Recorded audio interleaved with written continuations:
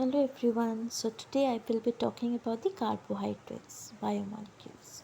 So this carbohydrate, there are four different types: monosaccharides, disaccharides, oligosaccharides and polysaccharides. So monosaccharides which have one sugar molecule, disaccharides which have two sugar molecules like sucrose, lactose, maltose, oligosaccharides which have 2 to 10 sugar molecules like raffinose, stachyose and all those things, and then we have polysaccharides like starch, glycogen, cellulose which have 10 or more sugar molecules. Now coming to what is the importance of carbohydrates. So carbohydrates, they're wide in nature. So the key intermediates of metabolism, they are structural components of plants like cellulose. They are central to materials of industrial product like paper, fibers, etc. They are the key components of food resources like sugar, flour, vegetable, fibers, all those things. Now considering what is carbohydrate. So carbohydrate is nothing but hydrates of carbon. Okay, so the empirical formula which is sure is equal number of carbons and water. Fine. So simple carbs are polyhydroxyaldehydes, which is aldoses, and ketones.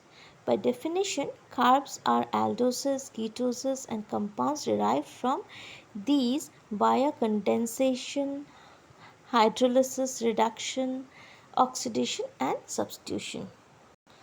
First, coming to monosaccharides. So monosaccharides, as you see, they are single units.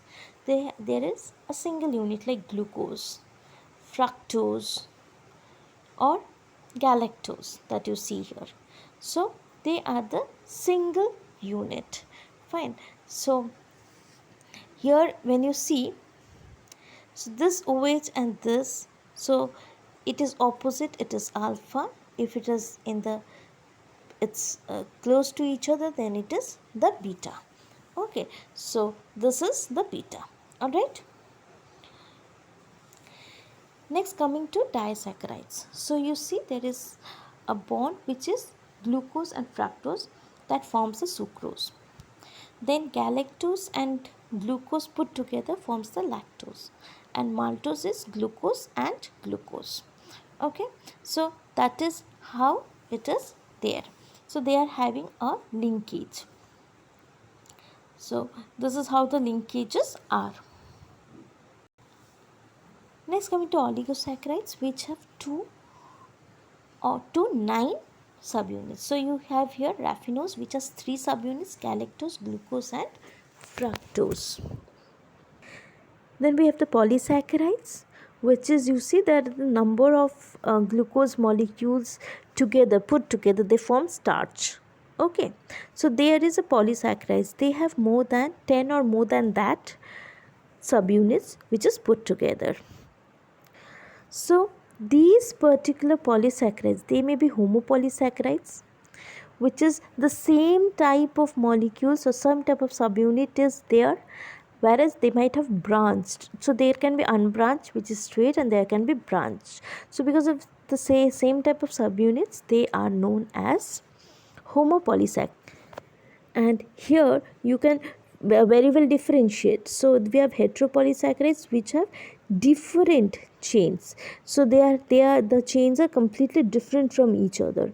So they will form a chain, that is the heteropolysaccharide. Okay, so in heteropolysaccharide we can differentiate between homopolysaccharide and heteropolysaccharide. Homopolysaccharides, they are chemical compounds that are composed of single type of monomer, and heteropolysaccharides are polysaccharides which are made out of 2 or more different monosaccharides. Homopolysaccharides, they are composed of same repeating unit, whereas heteropolysaccharides have different repeating unit. There is single type of monosaccharides which is involved in the formation of homopolysaccharides, and different types of monosaccharides are involved in the formation of heteropolysaccharides. Homopolysaccharides, they have simple structures when compared to the heteropolysaccharides, whereas heteropolysaccharides, they have complex structures. So this is all about carbohydrates. Thank you.